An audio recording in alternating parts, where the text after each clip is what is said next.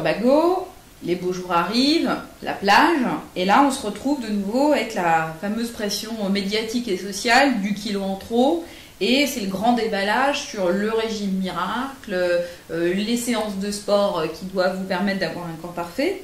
Et on se demandait finalement si, depuis toutes ces années, ce grand déballage médiatique de on doit avoir un corps parfait, on a toujours des kilos en trop, est-ce que ça n'a pas des conséquences à long terme sur notre bien-être, notre capacité à être heureux et à profiter normalement des vacances qui devraient être un moment où on lâche prise, quoi.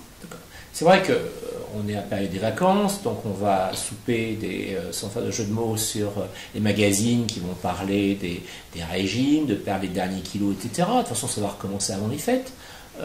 Ça recommence, c'est un espèce de grand cycle, de grand rituel à certaines périodes de l'année. Mais les gens, quelquefois, en fait, sont déjà obsédés par ça. On est dans une société qui envoie beaucoup d'injonctions aussi, en disant qu'on doit avoir un corps parfait ou un corps sain. Mais finalement, ce corps esthétique n'est pas un corps en bonne santé. Moi, je suis affolé quand je vois justement ce qu'on considère un corps sain ou esthétique actuellement, ce qui ne correspond pas à un corps en bonne santé.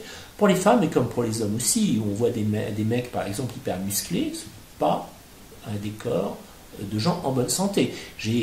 Chaque fois que j'ai vu des gens comme ça en consultation, que j'en connais dans mon entourage, par exemple, souvent des grands obsessionnels qui ont un corps comme ça. Des gens qui ont très très peu de confiance en soi. Donc on a une grande fragilité psychologique souvent chez des gens qui se présentent, par exemple, comme des hommes, comme des montagnes de muscles. Chez les femmes, c'est la même chose aussi, c'est-à-dire que souvent, de toute façon, cette recherche du corps parfait correspond à une faille importante, en pensant que le fait d'être bien dans la vie doit passer par là. Mais ce n'est pas le cas.